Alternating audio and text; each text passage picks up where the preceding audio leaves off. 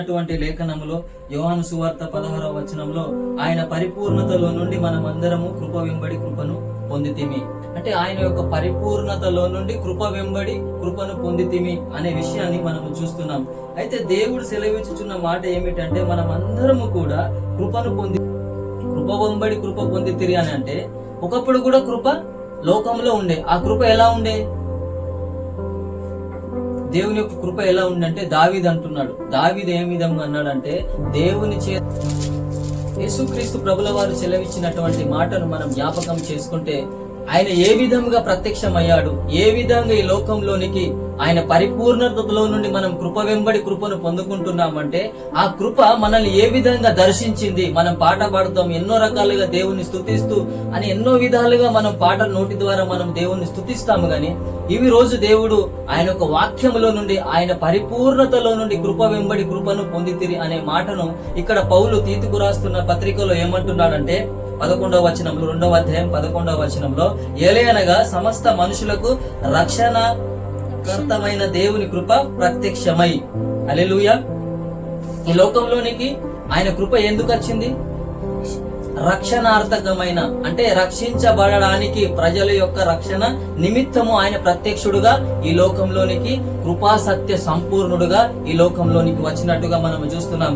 అంటే ఇది ఎవరి కొరకు? ధనవంతుల కొరకు, బీదల కొరకు.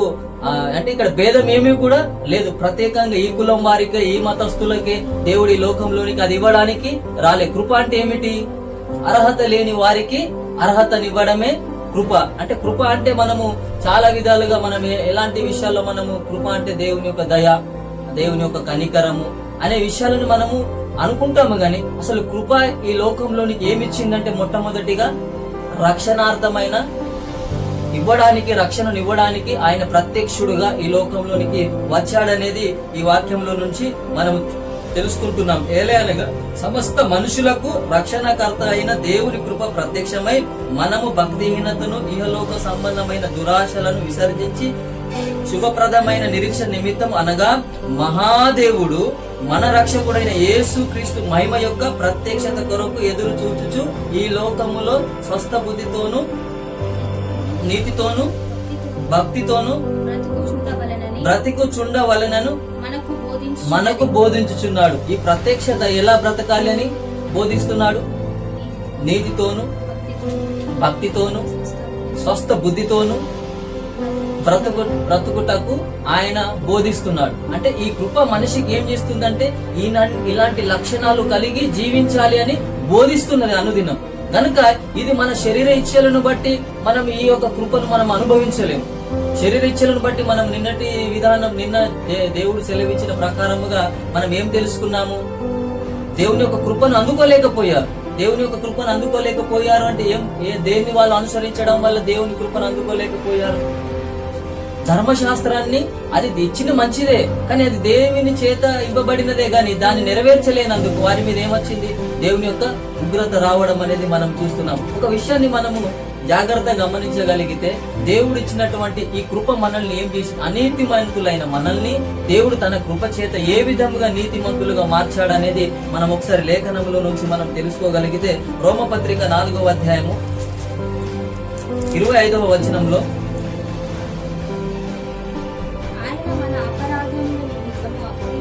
అప్పగింపబడి మనము నీతిమంతులుగా తీర్చబడడానికి ఆయన లేపబడ్డాడు. హల్లెలూయా. ఈ కృప మనల్ని ఏం చేసింది? దేవుడు కృపా సత్య సంపూర్ణుడుగా ఈ లోకంలోనికి వచ్చిన దేవుడు ఆయన ప్రత్యక్షుడుగా ఈ లోకంలోనికి వచ్చాడు. కృప వెంబడి కృపను మనం పొందుకుంటున్నామంటే ఈ కృపను ఇవ్వడానికి, ఈ కృప పొందుకున్న మనల్ని ఏం చేయడానికి ఆయన ఈ లోకంలోనికి వచ్చాడు? ఇప్పుడు చదువుకున్న వచనంలో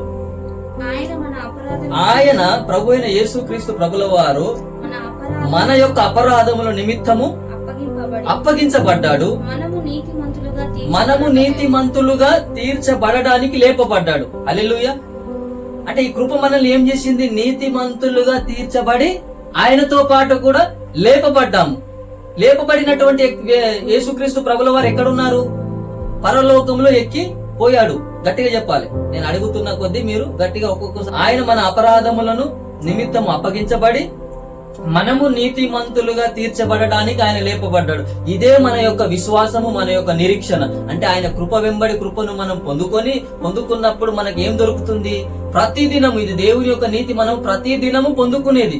ఈ ఒక్క రోజు నేను నీతిగా బ్రతుకుతేనో ఇది శరీర ప్రకారమైనటువంటి నీతి కాదు. మనము దేని చేత మనము లేపబడ్డాము? మన అపరాధముల నిమిత్తము మన యేసుక్రీస్తు ప్రభుల వారు సమస్తాన్ని అప్పగించేశాడు. దేనికి అప్పగించాడు? ఆయన శరీరాన్ని, ఆయన యొక్క ప్రతిదీ కూడా మన నిమిత్తము ఆయన అప్పగించినట్టుగా మనం చూస్తున్నాం. అదే విషయం గలతీ పత్రిక 4వ అధ్యాయము 4 నుంచి 5వ వచనం ఒకసారి చదువుకుందాం.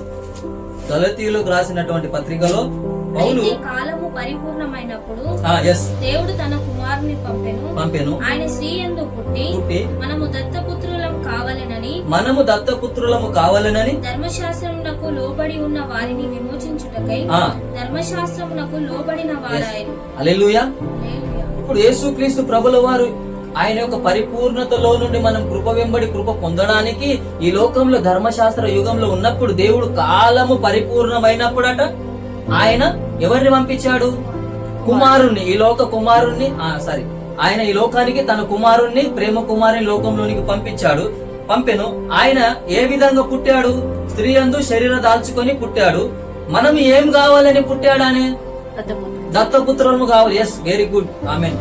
మనం దత్తపుత్రులము కావాలనని ధర్మశాస్త్రముకు లోబడి ఉన్న వారిని, ఇప్పుడు శరీర ప్రకారమైనటువంటి మనము ధర్మశాస్త్రములకు లోబడి ఉన్న వారిని మనకు విడుదలనివ్వడానికి, ఆయన ఈ లోకంలోనికి మనల్ని దత్తపుత్రులుగా చేయడానికి, ధర్మశాస్త్రంలో ఉన్న వారిని విడిపించడానికి ఆయన ఇప్పుడు అంటున్నాడు కావాలనని ధర్మశాస్త్రంకు లోబడి ఉన్న వారిని విమోచించడానికి ధర్మశాస్త్రములకు లోబడిన వాడాయను. హల్లెలూయా. ఇప్పుడు దేన్ని దేవుడు నెరవేర్చడానికి వచ్చాడు? ఆయన ప్రత్యక్షత ఎవరికి ఇవ్వడానికి? ఇదంతా ధర్మశాస్త్రంలో ఉన్న ప్రతి మానవుణ్ణి విడిపించడానికి, లోబడిన వారిని విడిపించడానికి ఆయన ఈ లోకంలోనికి ప్రత్యక్షుడయ్యాడు. హల్లెలూయా. అంటే ఎందుకు ఆయన కృప పొందుకున్నాము అంటే ఇప్పుడు మనం చెప్పగలిగిన వారం ఉండాలి. ఇదే దావీదుకు, అందుకొరకే దావీదు అన్నాడు, ఎవరు కూడా అప్పుడు సంవత్సరానికి ఒక్కసారి మాత్రమే ప్రత్యక్షత గుడారంలోనికి ప్రధాన యాజకుడు వెళ్లి ప్రజల పక్షముగా బలులు అర్పించి వారి పక్షముగా వెళ్లి ఆ రక్తం ఏమంటారు, అది జంతువుల యొక్క ప్రాయశ్చిత్త బలి, జంతువుల యొక్క రక్తము చేతనే వారికి సంవత్సరం వరకు అది నిలిచి ఉండేది. కానీ మనకు దేవుడు దాన్ని సంపూర్తిగా నెరవేర్చడానికి యేసుక్రీస్తు ప్రభుల వారు శరీరాన్ని దాల్చుకొని ఆయన ఏదైతే తండ్రి నుంచి ఏమంటారు ఒక ఆజ్ఞను పొందుకొని లోకంలోనికి వచ్చాడో, ధర్మశాస్త్రంలో ఉన్న ఏదైతే దేవుడు ఇచ్చాడో దానికి లోబడి ఎవరైతే చేయలేకపోతున్నారో దానికి దేవుడు లోబడి దాని నుంచి విడుదల ఇవ్వడానికి ఈ లోకంలోనికి కృపా సత్య సంపూర్ణుడుగా ఆయన ఈ లోకంలోనికి ప్రత్యక్షుడు ఆయను అనే మాటను మనం చూస్తున్నాం. అదే విధముగా మనం ఒకసారి మొదటి యోహాను పత్రిక 4:9 నుంచి చదువుకుందాం. మనము ఆయన ద్వారా జీవించినట్లు దేవుడు తన అద్వితీయ కుమారుని లోకంలోకి పంపెను. దీని వలన దేవుడు మన యందు ఉంచిన ప్రేమ ప్రత్యక్షపరచబడెను. హల్లెలూయా. ఇప్పుడు దీని వల్ల మనకి ఏం తెలుస్తున్నది? దేవుని ప్రేమ అనేది మనల్ని ఇప్పుడు ఎందులో నుంచి దేవుడు బయటకు తీసుకొచ్చాడు? మనము చేయలేని దానిని దేవుడు ధర్మశాస్త్రానికి లోబడ్డాడు. ఆయన ప్రేమ ఎంతో గొప్పది ఇప్పుడు మనం తెలుసుకుంటున్నామా లేదా? మరొకసారి చదువు 4వ అధ్యాయము 9వ వచనం. మనం ఆయన ద్వారా జీవించినట్లు దేవుడు తన అద్వితీయ కుమారుని లోకంలోనికి పంపెను. దీని వలన దేవుడు మన యందు ఉంచిన ప్రేమ ప్రత్యక్షపరచబడ్డది. ఈ దేవుని యొక్క ప్రేమ ప్రత్యక్షపరచబడ్డది. ఆయన ప్రేమ అంటే ఇప్పుడు మనం ఏం తెలుసుకుంటున్నాము? ఆయన కృప ప్రత్యక్షపరచబడ్డది అనే విషయాన్ని మనం తెలుసుకుంటున్నాము కదా. ఆయన కృప ఏ విధంగా అయితే మనిషికి కృప వెంబడి కృపను మనం పొందుకోవడానికి యేసుక్రీస్తు ప్రభుల వారు ఈ కృప అనే దానికి నిర్వచనం ఏమంటున్నాడు? ఈ కృప పొందుకున్న వారిని దేవుడు ఏం అర్హత లేదు, మనము నీతిమంతులుగా పిలువబడడానికి మనకు ఏది కూడా అర్హత లేదు. అంటే నీతిమంతులుగా తీర్చబడలేకపోవడానికి మనకి ఏమి ఇవ్వబడ్డది? దాన్ని ఎందుకు మన మీద దోషారోపణ జరుగుతున్నది అంటే ధర్మశాస్త్ర ప్రకారముగా మనం ఎవరము కూడా నీతిమంతులుగా కాలేకపోతున్నాము గనుక దాన్ని ధర్మశాస్త్రానికి దేవుడు మన పక్షముగా లోబడిన వాడు అయిండు గనుక ఇప్పుడు మనకేం దొరికింది? మనం ఏమీ చేయకుండానే మనల్ని కృప ఏం చేసింది? విడుదలనిచ్చింది కదా. విడుదలనిచ్చి అనీతిమంతులైన మనము నీతిమంతులుగా తీర్చబడ్డాము. హల్లెలూయా. ఇప్పుడు దేవుని యొక్క ప్రేమ ఇప్పుడు వెల్లడైతుంది. ఇప్పుడు అందుకొరకే యోహాను కూడా అంటున్నాడు, దేవుడు ప్రేమా స్వరూపి అని. ఎలాంటి దేవుడు అంటే దేవుడు ప్రేమా స్వరూపి, ప్రేమ లేనివాడు దేవుని ఎరగడు అంటూ మనము ఆయన ద్వారా జీవించినట్టు ఇప్పుడు మనము ఆయన ద్వారా జీవించడానికి అద్వితీయ కుమారు లోకంలోనికి పంపెను, ప్రత్యక్షపరచబడ్డది. 10వ వచనం, మనమేదో దేవుని ప్రేమించటమని కాదు గాని తానే మనల్ని ప్రేమించి మన పాపములకు ప్రాయశ్చిత్తమై ఉండుటకు తన కుమారుని పంపెను. ఇందులో ప్రేమ ఉన్నది. హల్లెలూయా. మన యొక్క పాపములకు ప్రాయశ్చిత్తము కలగడానికి దేవుడు ప్రేమ స్వరూపి గనుక ఆయన యొక్క ప్రేమను ఏ విధంగా వెల్లడిపరుస్తున్నాడు అంటే మన యొక్క పాపములను భరించడానికి ఆయన ఈ లోకంలోనికి వచ్చాడు. హల్లెలూయా. ఇప్పుడు ఒకసారి యేసుక్రీస్తు ప్రభుల వారు ఒక సందర్భంలో ఏమంటాడంటే మత్తయి సువార్త 5వ అధ్యాయం 17వ వచనంలో మనం వెళ్ళి చూడగలిగితే అర్థమైతుంది కదా వాక్యం. చదువుకోవాలి.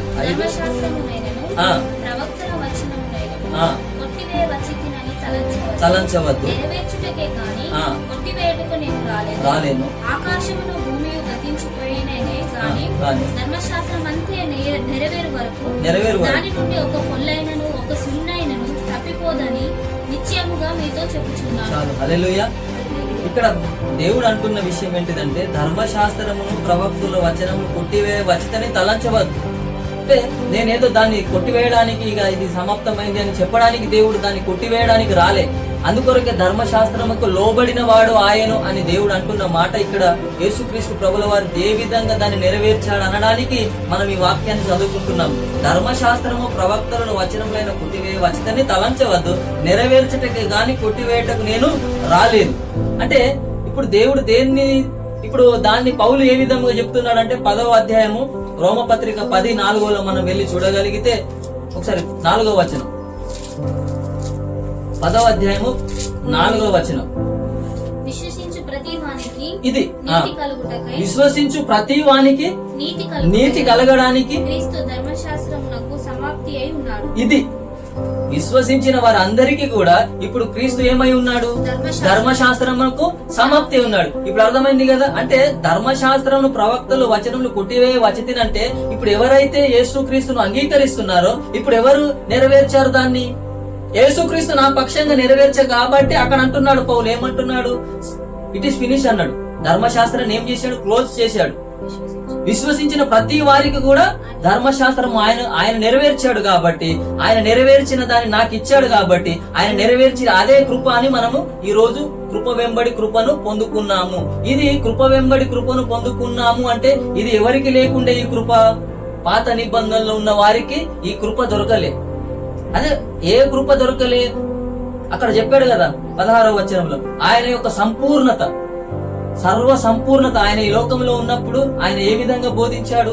శాస్త్రుల దగ్గరికి వెళ్ళాడు. అక్కడనే ఒకసారి 19వ వచనం 20వ వచనం చూద్దాం. అక్కడ చూడండి, శాస్త్రుల నీతి కంటెను పరిసయ్యుల నీతి కంటెను మీ నీతి అధికము కాని ఎడల మీరు పరలోక రాజ్యంలో ప్రవేశింపనేరని మీతో చెప్పుచున్నాను. అంటే ఇక్కడ దేవుడు ఎంత స్పష్టంగా చెప్తున్నాడంటే ఇప్పుడు ఈ పరిసయ్యులు ఆయనను శోధించినప్పుడు, పరిసయ్యులు శాస్త్రులు యేసుక్రీస్తును శోధిస్తున్నప్పుడు, అంటే మీరు అన్ని ధర్మశాస్త్రాన్ని పాటిస్తున్నారు కదా, మంచిదే. అది మీరు ఇప్పుడు చెయ్యని దాన్ని మీరు ఏం చేస్తున్నారు? అక్కడ పరిసయ్యులు మేమే నీతిమంతులమని, మేము చెప్పినట్టు మీరు వినాలని ఆ దైవోపదేశములుగా వాటిని పద్ధతులను వాటన్నిటిని దైవోపదేశములుగా వారు బోధిస్తున్నారు. కానీ యేసుక్రీస్తు అక్కడ ఏమంటున్నాడంటే ఇప్పుడు యేసుక్రీస్తు 20వ వచనంలో శాస్త్రుల నీతి కంటెను కాని ఎడల మీరు పరలోక రాజ్యంలో ప్రవేశింపరని మీతో నిశ్చయంగా చెప్తున్నాను అన్నాడు. ఇప్పుడు మనం పరలోక రాజ్యంలో వెళ్ళాలి అంటే ఇప్పుడు ఎవరికంటే నీతి మనది అధికంగా ఉండాలి? శాస్త్రుల నీతి కంటేను పరిసయ్యుల నీతి కంటేను మన యొక్క నీతి అధికంగా ఉంటేనే మనం పరలోక రాజ్యంలోనికి ప్రవేశిస్తాం. ఇప్పుడు శాస్త్రులు పరిసయ్యులు బోధించేది ఏంటిది? ధర్మశాస్త్రాన్ని బోధిస్తున్నారు కాబట్టి ధర్మశాస్త్రం క్రియల మూలంగా ఏ మనుషుడు కూడా ఆయన ఎదుట నీతిమంతుడు కాలేడని స్పష్టమే. ఇప్పుడు అర్థమవుతుంది కదా. అంటే దేవుని యొక్క కృప మనల్ని ఏం చేసింది? ఆయన యొక్క పరిపూర్ణతలో నుండి మనం ఇప్పుడు ఏం పొందుకున్నాము?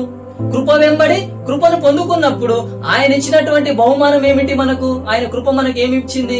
అర్హత లేని వారికి ఏమి ఇచ్చింది? కృప మనకు నీతిమంతులుగా చేసింది. హల్లెలూయా. ఆయన కృపను పొందుకున్న మనల్ని ఆయన కృపా సత్య సంపూర్ణంగా ఈ లోకంలోకి ఏ విధంగా వచ్చాడంటే మనము చేయలేని దానిని ఆయన సంపూర్తిగా నెరవేర్చాడు. హల్లెలూయా. ఇప్పుడు మన అపోస్తుల కార్యము 13వ అధ్యాయం 39వ వచనములు కూడా అక్కడ పౌలు ఈ విధంగా మాట్లాడుతున్నాడు. ఆయన కూడా ఏమంటున్నాడంటే, ఇప్పుడు శాస్త్రుల నీతి కంటేను మన నీతి అధికము కాని యెడల మనం ఎక్కడికి పోలేము, పరలోక రాజ్యంలో ప్రవేశించలేము. అంటే ఈ శాస్త్రులు ఏం బోధిస్తున్నారు? ధర్మశాస్త్రాన్ని బోధిస్తున్నారు. ఈ రోజు కూడా మనము ధర్మశాస్త్రాన్ని బోధిస్తే మనకి ఎట్లా ఉంది? అది ధర్మశాస్త్రాన్ని ప్రకారం ఎవరు కూడా పరలోక రాజ్యంలోనికి వెళ్ళము. కానీ దేవుడు అంటున్నారు, ఏమంటున్నారు దేవుడు? మన ప్రభు అయిన యేసుక్రీస్తు ఆయన ఏమంటున్నాడు? ఈ లోకంలోనికి ఏ విధంగా వచ్చాడు? మనం ఇంతకుముందు చదివిన వాక్య భాగంలో రోమపత్రికలో ఏం చదువుతున్నాము? విశ్వసించిన వారందరికీ 14లో నీతి కలగడానికి సమాప్తి అయి ఉన్నాడు. అంటే ఇప్పుడు నేను ఏం నెరవేర్చాను?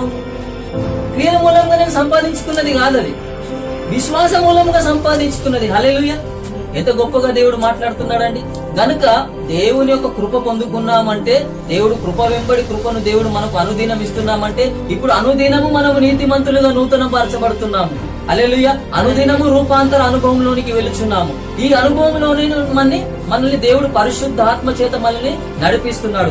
ఇంకా చదవము ఇప్పుడు 13:39 అపోస్తుల కార్యము 13వ అధ్యాయము 30. ఏ విషయములలో పోతిరో ఆ విషయములన్నిటిలో మీకు తెలియను గాక. హల్లెలూయా. ఇక్కడ పౌలు మాట్లాడుతున్న స్పష్టంగా ఆయనకు అప్పగించబడిన బోధ. ఆయన ఇక్కడ పౌలు ఎవరు అంటే ధర్మశాస్త్రంలో పట్ట దిద్దుడు, అంటే పరిసయుడు. ఆయన ఇప్పుడు నీతి అధికము కానియడల పరలోక రాజ్యంలో పోడు అని దేవుడు చెప్పిండు కదా. ఆ తెగకు సంబంధించినటువంటి ఈ దైవజనుడు ఇప్పుడు మాట్లాడుతున్నాడు. ఆ తెగలో ఉన్నటువంటి ఈ పౌలు ఇప్పుడు క్రైస్తవుడుగా మారి ఇప్పుడు ఏం మాట్లాడుతున్నాడు? నేను 3 సంవత్సరములు గమలీయేలు దగ్గర నేను నేర్చుకున్న ధర్మశాస్త్రము దాని ప్రకారముగా ఎవరు కూడా వెళ్ళలేరయ్యా. యేసుక్రీస్తు నందు ఎవరైతే విశ్వసిస్తున్నారో, ఎవరైతే విశ్వసించి ఆయనను అనుసరిస్తున్నారో వారందరూ కూడా ఇప్పుడు ఏమయ్యారు అని ఆయన బోధిస్తున్నాడు, నీతిమంతులయ్యారు. ఇప్పుడు 39వ వచనంలో మోషే ధర్మశాస్త్రం వలన ఏ విషయంలో అయితే మనం నీతిమంతులుగా తీర్చబడలేకపోతేమో ఆ విషయములన్నిటిలో విశ్వసించు ప్రతి వాడును ఈయన వలన నీతిమంతుడుగా తీర్చుబడునని మీకు తెలియనుగాక. హల్లెలూయా. ఇది ప్రెస్ చేసి చెప్తున్నాడు, అంటే నొక్కి వకానం చెప్తున్నాడు, తెలియనుగాక అన్నడాన్ని. అంటే ఏం గ్రహించలేకపోతున్నారు? యూదులు ఏం గ్రహించలేకపోతున్నారు? ఈ రోజు మనము కూడా క్రైస్తవులు గాని పిలువబడుతున్న మనం కూడా ఏం గ్రహించలేకపోతున్నాము? దేవుని యొక్క నీతిని, దేవుని యొక్క కృపను, దేవుని యొక్క ప్రేమను మనం గ్రహించలేకపోతున్నాం. ఇప్పటి వరకు మనము ఎన్నో విషయాలు బైబిల్లో నుండి మనము దేవుడు బయలుపరిచాడు. ఆయన ప్రేమ స్వరూపి అని మాట్లాడాడు. ఆయన ప్రేమ స్వరూపి కనుక ఆయన ప్రత్యక్షుడు అయ్యాడు. ఆయన కృపా సత్య సంపూర్ణుడుగా ఈ లోకంలోకి ప్రత్యక్షుడు అయ్యాడు. ఆయన ఎందులో నుంచి విముక్తి ఇవ్వడానికి ప్రత్యక్షుడు అయ్యాడు? ప్రజల యొక్క పాపముల నుంచి విముక్తి ఇవ్వడానికి ఆయన ఏ విధంగా ఈ లోకంలోనికి ప్రత్యక్షుడయ్యుండు? ప్రాయశ్చిత్త బలిగా అవ్వడానికి అంటే ధర్మశాస్త్రంలో చెప్పబడిన దాన్ని ఆయన క్రయధనముగా ఇవ్వడానికి ఆయన శరీరాన్ని అప్పగించుకున్నాడు. ఆ విధంగా శరీరాన్ని అప్పగించుకున్నాడు, ఆయన ప్రత్యక్షుడు అయ్యాడు. హల్లెలూయా. అంటే ఇంత గొప్ప ఆయన ఉన్నటువంటి ప్రేమను వెల్లడిపరుస్తుంటే మనము నీకు ఇచ్చిండ్రా బాబు అని దేవుడు మనతో మాట్లాడుతుంటే గనుక మన మనసులు ఏమైపోయాయి? గ్రహించలేని మనసులు. మనము దేవుని వైపు కేంద్రీకరించకుండా మనము కేవలము నోటి ద్వారా దేవుణ్ణి మనము ఉచ్చరిస్తూ పాటల ద్వారానో రోజు చర్చికి వెళ్ళడం వల్లనో ఈ నీతి అని మనం ఒప్పుకోలేక పోతున్నామంటే మన యొక్క కనులు తెరవబడలేకపోతున్నవి. ఈ విధానంలో దేవుడు మనల్ని కోరుకోవడం లేదండి. దేవుడు ఏ విధంగా మనము దేవుని ఆరాధించాలని కోరుకుంటున్నాడంటే, ఆయనను ఆరాధించువారు ఆత్మతోను సత్యముతోను ఆరాధించాలి. సత్యము తెలుసుకొని మనము ఆత్మలో ఆయనను ఆరాధించాలని దేవుడు కోరుకుంటున్నాడు. కనుక ఇప్పుడు దేవుడు మాట్లాడిన ప్రతి విషయం తీతుకు రాసినటువంటి పత్రిక చదవబడినటువంటి మాటలో మనం మళ్ళీ ఒకసారి జ్ఞాపకం చేసుకుందాం. మనము నీతిని అనుసరించి చేసిన క్రియల మూలంగా కాక తన కనికరం చొప్పుననే పునర్జన్మ సంబంధమైన స్థానము ద్వారాను పరిశుద్ధాత్మ మనకు నూతన స్వభావం కలుగజేయడం ద్వారాను మనలను రక్షించాడు. ఓకే, ఇప్పుడు 6వ వచనం.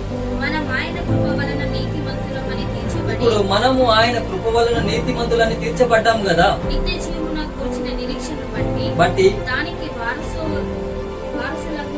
లగుటకై ఆ పరిశుద్ధాత్మను మన రక్షకుడైన యేసు క్రీస్తు ద్వారా ఆయన మన మీద సమృద్ధిగా కుమ్మరించాడు. హల్లెలూయా. ఇప్పటి వరకు దేవుడు ఏదైతే మనతో మాట్లాడుతూ వస్తున్నాడో ఇప్పుడు పౌలు తీతుకు రాసినటువంటి పత్రికలో మాట్లాడుతున్నాడు. ఇప్పుడు పరిశుద్ధాత్మ యొక్క నడిపింపులో మనం ఉన్న మనల్ని దేవుడు ఏ విధంగా మనల్ని దేవుడు చేశాడు? నీతిమంతులుగా చేశాడు. ఇప్పుడు నీతిమంతులుగా అయ్యాము కాబట్టే ఇప్పుడు మనల్ని దేవుడు అంటున్నాడు. ఏమంటున్నాడు? పరిశుద్ధాత్మ మీలో వచ్చినప్పుడు మీరు సర్వ సత్యములోనికి నడిపించబడతారని దేవుడు వాగ్దానం ఇచ్చాడు. ఇప్పుడు ఆ వాగ్దానము మనం పొందుకున్నాం. దేన్ని బట్టి మనము పొందుకున్నాము? 5వ వచనం ప్రకారముగా క్రియల మూలముగా పొందుకోలేదు. ఇది మనం వాక్యాన్ని అర్థం చేసుకుంటే మనం సరిగ్గా దేవుడు మరుగై ఉన్న విషయాన్ని దేవుడు మనతో మాట్లాడుతున్నాడు.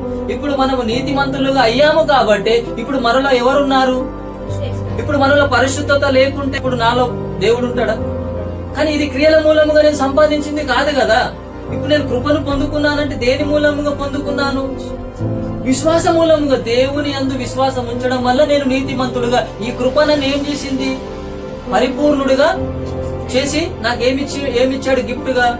నీతిమంతుడుగా నన్ను తీర్చాడు. ఇప్పుడు నేను నీతిమంతుడిగా తీర్చబడ్డప్పుడు నాకేమి ఇవ్వబడ్డది?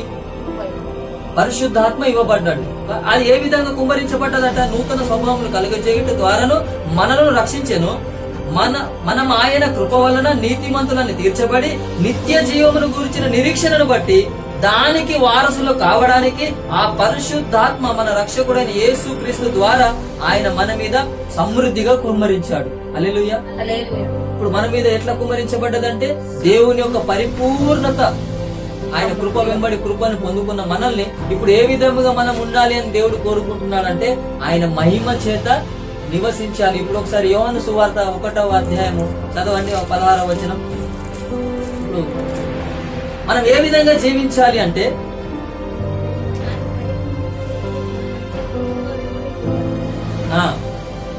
చదువు. మహిమ వలన ఆయన యొక్క మహిమను మనం కొనుగొంటాం. ఇప్పుడు మనం ఏం కనుగొన్నాము? తండ్రి వల్ల. ఇప్పుడు మనం ఇప్పుడు అద్వితీయ కుమారుని యొక్క మహిమను కనుగొన్నప్పుడు మనం ఆటోమేటిక్ గా ఇప్పుడు దేవుడు మనల్ని ఎలా చేశాడు? పరలోకంలో ఉన్నటువంటి మహిమను కూడా, తండ్రి దగ్గర ఉండేటువంటి మహిమను కూడా మనము కనుగొన్నాము అనే మాటను మనం చూస్తున్నాం. గనుక ఆయన పరిపూర్ణతలోని మనందరం కృప పొందితిమి అనే మాటను చదువుకున్నాం కదా. ఒకసారి 3వ అధ్యాయంలోనికి వెళ్ళి మనం చూడగలిగితే యోహాను సువార్త 3వ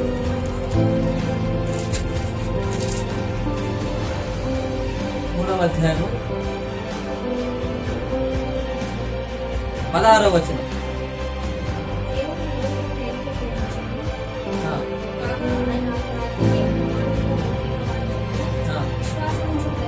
ఇప్పుడు విశ్వసించి ప్రతి వాడు కూడా నశింపగా నిత్య జీవమును ఇప్పుడు ఆయనను అనుగ్రహించాడు. హల్లెలూయా. ఇప్పుడు మనకు ఉన్నటువంటి నిరీక్షణ ఏంటిది? ఇప్పుడు తీతుకు రాసిన పత్రికలో మనకు ఉన్నటువంటి నిరీక్షణ ఏమన్నాడు? మనము ఆయన కృప వలన నీతిమంతులను తీర్చబడి నిత్య జీవను గురించిన నిరీక్షణను బట్టి దానికి వారసులు అవ్వడానికి, పరలోక వారసులు అవ్వడానికి మనం ఏముగా కనుగొన్నాము? ఆయన యొక్క మహిమను కనుగొన్నాం. ఈ మహిమను కనుగొనబడినటువంటి మనల్ని దేవుడు ఇప్పుడు ఏ విధంగా జీవించాలి అంటున్నాడంటే ఇప్పుడు ఒకసారి యోహాను సువార్త 17వ అధ్యాయంలో వెళ్ళి చూడగలిగితే 17వ అధ్యాయం 23వ వచనం నుంచి చదువుకుందాం.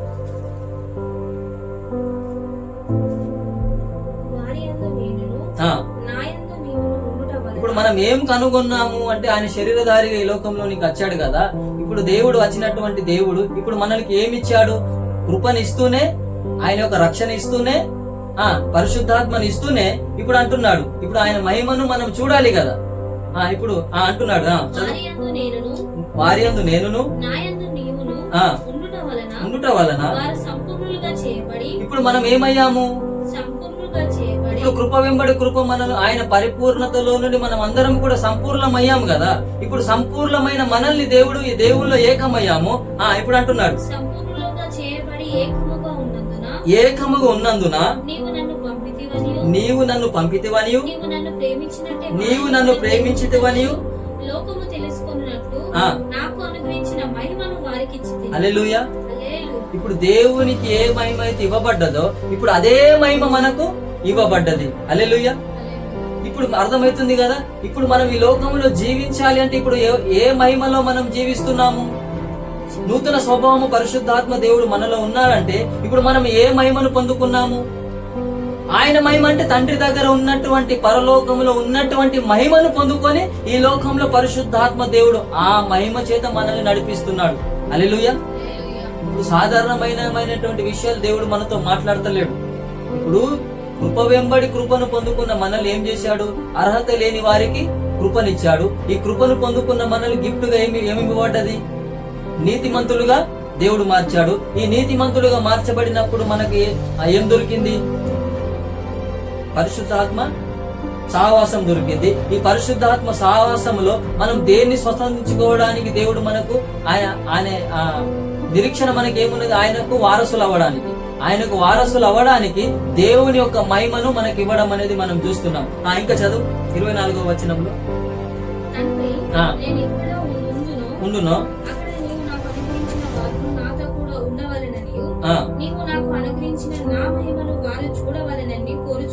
చాలు. హల్లెలూయా.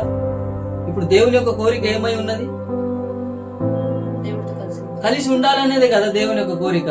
కాబట్టి 24వ వచనంలో తండ్రి నేను ఎక్కడ ఉండునో అక్కడ నీవును నాకు అనుగ్రహించిన వారు నాతో కూడా ఉండవలెను. ఇప్పుడు మనల్ని ఇప్పుడు తీతుకు రాసిన పత్రికలు అన్నాడు కదా. ఇప్పుడు దేనికి వారసులు అవ్వడానికి? నిత్య రాజ్యంలో వారసు. ఒకసారి మరొకసారి తీతుకు రాసిన పత్రిక చదివితే అర్థమవుతుంది. 6వ వచనం, మనం ఆయన కృప వలన నీతిమంతులుగా తీర్చబడి నిత్య జీవమును గూర్చిన నిరీక్షణను బట్టి దానికి వారసులు అవ్వడానికి. హల్లెలూయా. ఇప్పుడు పరిశుద్ధాత్మ దేవుడు మనల్ని నడిపిస్తున్నాడంటే దేనికి వారసులు అవ్వడానికి? నిత్య రాజ్యానికి. అంటే ఇప్పుడు వారసులం ఏ విధంగా? దేవుని యొక్క కోరిక ఏంటిది? వారసులం కావాలనే కదా. దేవుడు ఏ పని కొరకు ఈ లోకంలోనికి వచ్చాడు? మనల్ని వారసులుగా చేయడానికి. ఆయన ఈ లోకంలోనికి తాను మన పక్షముగా ధర్మశాస్త్రానికి లోబడిన వాడే ప్రాయశ్చిత్త బలిగా ఆయన అర్పించడం ద్వారా ఇప్పుడు మనల్ని ఏం చేశాడు? పరిశుద్ధులుగాను నీతిమంతులుగాను ఆయన వారసులుగాను ఆయన కుమారులుగాను దేవుడు మనల్ని క్రీస్తు ద్వారా ఎన్నుకోబడ్డాము. హల్లెలూయా. ఇప్పుడు ఇది ఎన్నుకోబడ్డ మనల్ని పరిశుద్ధాత్మ చేత మనల్ని నడిపిస్తున్నప్పుడు ఇప్పుడు దేనికి వారసులుగా? ఆయన యొక్క మహిమ ఎక్కడ ఉంది? పరలోకంలో ఉంది. ఆ మహిమను పొందుకోవడానికి ఇప్పుడు ఈ లోకంలో అంటున్నాడు 24వ వచనంలో. మరొకసారి చదవమ్మా. తండ్రి నేను ఎక్కడ ఉండునో అక్కడ నీవును నాకు అనుగ్రహించిన వారును నాతో కూడా ఉండవలని అనియు నీవు నాకు అనుగ్రహించిన నా మహిమను వారు చూడవలని కోరుచున్నాను. జగత్తు పునాది వేయబడక మునుపే నీవు నన్ను ప్రేమించితివి, ఎరిగి ఉన్నారు. నీవు నా యందు ఉంచిన ప్రేమ వారికి ఉండునట్లు నేను వారి యందు ఉండునట్లును వారికి నీ నామమును తెలియజేస్తే ఇంకను తెలియజేసేదను. హల్లెలూయా. ఇంకను తెలియజేసేదను అంటే అది మన వరకు ఇప్పటి వరకు వచ్చింది. హల్లెలూయా. అర్థమైంది కదా వాక్యం? దేవుడు ఎంత గొప్ప ప్రేమ కలిగినట్టు ఇప్పుడు మనం విన్నాం. 1 యోహాను పత్రిక 4వ అధ్యాయంలో ఆయన ప్రేమా స్వరూపుడు అయినటువంటి దేవుడు అని విన్నాం. ఆయన ప్రత్యక్షుడు అయ్యాడు. ఏ విధంగా ప్రత్యక్షుడు అయ్యాడు అనేది మనం విన్నాం. పరిశుద్ధాత్మ దేవుడు ఏ విధంగా ప్రత్యక్షుడు అయ్యాడు అనేది విన్నాం. ఇదంతే కూడా ఎవరి కొరకు? మనము ఆయనకు వారసులుగా కావడానికి. హల్లెలూయా. ఆయన యొక్క మహిమలో పాలిభాగస్తులుగా ఉండడానికి అని దేవుని కృప ఇంతగా కృప వెంబడి కృప పొందుకున్న వారముగా ఇప్పుడు అంటున్నాడు కదా. ఇప్పుడు ఈ మహిమను మనం ఇంకా పొందుకోవాలన్నా ఆల్రెడీ పొందేశామా? ఒక ప్రశ్న రావాలి. ఎస్, ఆమేన్, హల్లెలూయా. అక్కడ ప్రార్థన చేస్తున్నాడంటే అప్పటికి దేవునికి ప్రార్థన చేస్తున్నాడు. యేసుక్రీస్తు ప్రభుల వారు నేను చనిపోక ముందు వారి కొరకు నేను ప్రార్థన చేస్తున్నా, వారికి నీ మహిమ ఇచ్చి నేను వాక్యం ఇచ్చున్నాను, దేవను నాకు ఏ మహిమ ఇచ్చినో వారికి కూడా నేను ఇస్తున్నాను అని చనిపోక ముందు తండ్రికి విజ్ఞాపన చేసినట్టుగా చూస్తున్నాం. ఇప్పుడు చేయబడినటువంటి ప్రార్థన ఆ మహిమను మనం పొందుకున్నామా లేదా? ఆ విధంగా మనం క్లారిఫికేషన్ ఎలా చేస్తామంటే ఒకసారి ఎఫెసీ పత్రిక 2వ అధ్యాయంలో వెళ్ళి చూడగలిగితే ఇప్పుడు తండ్రితో కూడా వారసులముగా కావాలనేది కదా దేవుని యొక్క కోరిక. ఒకసారి చదవమ్మా 8వ వచనం, 7-8 చదువు. మీరు విశ్వాసం ద్వారా కృప చేతను రక్షింపబడి ఉన్నారు. ఇది మీ వలన కలిగినది కాదు, దేవుని వరమే. దేవుని వరమే. హల్లెలూయా. అది క్రియల వలన కలగలేదు కనుక ఎవడును అతిశయింపబడ వీలు లేదు. ఇప్పుడు దేవుడు సెలవిస్తున్న మాట 8వ వచనం, ఎఫెసీ పత్రిక 2వ అధ్యాయము 7వ వచనం. క్రీస్తు యేసునందు మనలను ఆయనతో కూడా లేపి. ఇది మహిమ. ఇప్పుడు దేవుడు అంటున్నాడు, ఇప్పుడు మహిమ మనము పొందుకున్నామా లేదా అనడానికి దేవుడు పౌలు ద్వారా మాట్లాడుతున్న మాట ఏమిటంటే, క్రీస్తు యేసునందు మనలను ఆయనతో కూడా లేపి పరలోకమందు ఆయనతో కూడా కూర్చుండబెట్టెను. హల్లెలూయా. ఇప్పుడు యేసుక్రీస్తు ప్రభుల వారు ఇప్పుడు పరలోకంలో ఎక్కిపోయాడా, ఈ లోకంలోనే ఉన్నాడా? ఆయన మరణించి 3వ దినమును తిరిగి లేచి మరీ నిశ్చయముగా ఆయన ఏ విధంగా అయితే కొనిపోబడ్డాడో ఇప్పుడు మనము కూడా ఆయన నామమును మనకి ఇచ్చాడు కదా, ఆయన వాక్యాన్ని మనకి ఇచ్చాడు కదా. ఆయన వాక్యాన్ని ఎందరైతే అంగీకరిస్తున్నారో మనం అందరము కూడా ఇప్పుడు ఏమయ్యాము? ఇప్పుడు మనము యోహాను సువార్త 3:16 చదువుకున్నాం కదా. చదువుకున్న ఇప్పుడు దేవుడు అంటున్నాడు, ఇప్పుడు మనల్ని ప్రేమిస్తూ అంటున్నాడు మాట. ఏమంటున్నాడు? మీరు నాతో కూడా తండ్రి కుడి పార్శ్వమందు కూర్చొని ఉన్నారు అంటున్నాడు. మనం మహిమను చూశామా లేదా? హల్లెలూయా. దేవుడు ఎంత గొప్ప దేవుడు అండి. ఆయన కృప ఎక్కడికి తీసుకువెళ్ళింది అంటే ఆయన తండ్రి పార్శ్వమున కూర్చుండబెట్టే స్థితి. ఇది కదా కృప వెంబడి కృపను పొందుకోవడం అంటే. ఆయన మహిమ నుండి అధిక మహిమలోనికి మనం వెళ్ళగలగడం అంటే. ఇప్పుడు ఏ మహిమలో ఉన్నాము అంటే అధికమైన మహిమలో ఉన్నాం. హల్లెలూయా. దేవుడు ఎంత గొప్ప దేవుడు అండి. అందుకొరకే శాస్త్రుల నీతి కంటే మన నీతి అధికంగా ఉండాలంటే అది మనుషుల క్రియల మూలముగా ఏ ఒక్కరు కూడా ఆయన యొక్క మహిమను చూడలేరు. గాని ఆ మహిమ కలిగిన దేవుడే ఆ కృపను ఇవ్వడానికి ఈ లోకంలోనికి ఆయన వచ్చి అంటున్నాడు, నేను కూర్చోబెట్టుటకు ఈ లోకంలోనికి వచ్చానని దేవుడు మాట్లాడుతున్నాడు. కనుక దేవుడు అద్భుతమైన విషయాలు దేవుడు మనతో మాట్లాడున్నాడు. ఇది దేవుని వరమే అన్నాడు. ఇది మనం క్రియల మూలముగా కాక విశ్వాసమును బట్టి సంపాదించుకున్నటువంటిది. ఇది ఈ విశ్వాసం ఎక్కడి వరకు ఉండాలి? అంతము మట్టుకు ఉండాలి. ఈ అంతము మట్టుకు మనల్ని దేవుడు చూస్తున్నాడు. కనుక ఈ అంతము మట్టుకు ఒకసారి మళ్ళీ రోమపత్రిక 4వ అధ్యాయంలో వెళ్ళి చూడగలిగితే, అదే విధంగా ఒకసారి మొదటి కొరింథీ పత్రిక 15:1-4వ వచనం మనము చదవగలిగితే, రోమపత్రిక 4:25 ఒకసారి చదవండి.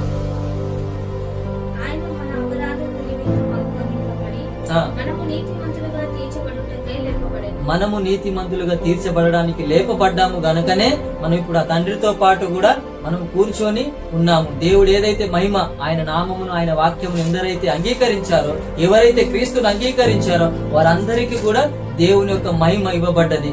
గనుక ఇప్పుడు మొదటి కొరింథీ పత్రిక 15వ అధ్యాయం ఒకసారి చదవండి, 1-4 వచనాలు. ఇప్పుడు నేను కూడా పౌలు లాగానే బోధిస్తున్నాను.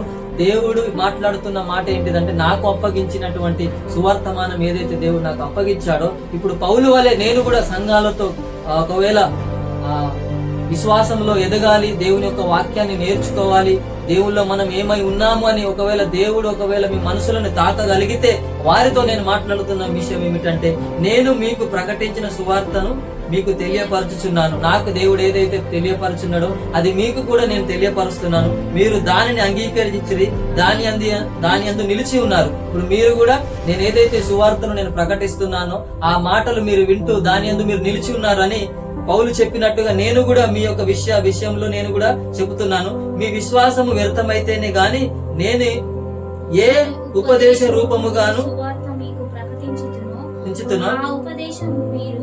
గట్టిగా పట్టుకుని ఉన్న యెడల ఆ సువార్త వలనే మీరు రక్షణ పొందువారై ఉందురు.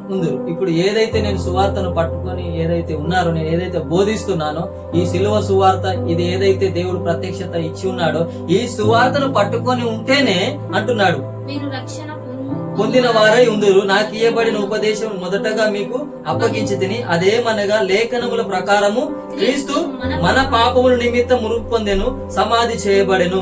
లేఖనముల ప్రకారము 3వ దినమున లేపబడెను. హల్లెలూయా. హల్లెలూయా. ఇది నాకు ఇవ్వబడినటువంటి సువార్త.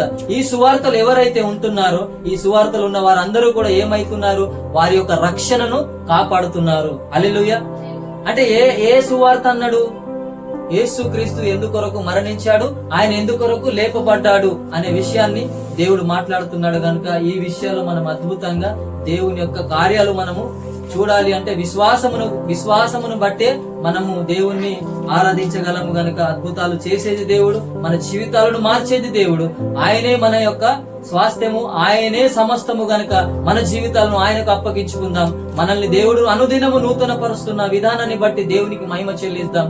గొప్పగా దేవుడు మన జీవితాలను మార్చి కృప నుంచి కృప, మహిమ నుంచి అధికమైన పొందుకునే ఆయన యొక్క పరిపూర్ణతలో నుంచి ప్రతిదినము పరలోక రాజ్యములో ఒక గొప్ప స్థితిలోనికి మనకు వెళ్ళడానికి ఈ లోకంలో సత్క్రియలు చేస్తూ ఆయన మహిమ పరుస్తూ మనం గొప్పగా ఈ లోకంలో ఆయన నామాన్ని గణపరిచే వారముగా సాక్షి బిడ్డలుగా ఉండడానికి దేవుడే తన కృప చూపించి మనల్ని ఆయన మహిమ నిమిత్తం నియమించాడు. గనుక జగత్తు పునాది వేయబడక ముందే ఆయన మనల్ని ఏర్పాటు చేసుకున్న దేవుడు. గనుక ఆయన ప్రేమ వెల్లడి అయింది. గనుక ఆ ప్రేమ వెల్లడి అవడం ద్వారానే ఆయన ప్రేమను నేను తెలుసుకుని నేను కూడా నీతిమంతుని అయ్యాను అని దేవుడు ఏదైతే వాక్య సందేశాన్ని ఇస్తున్నాడో ఆ యొక్క వాక్య సందేశాలను వింటూ